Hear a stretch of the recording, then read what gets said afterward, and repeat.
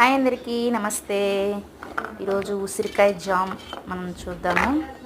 ఉసిరికాయలు అయితే చెట్టుకి ఫ్రెష్గా కోసుకొచ్చినాయి, అప్పుడే వాష్ చేసుకొని మనం కోలిసి పెట్టుకోవాలా. నాకైతే 2 కప్పులు అయినాయి. 2 కప్పులకి 1 కప్పు పంచదార వేసుకున్నాను.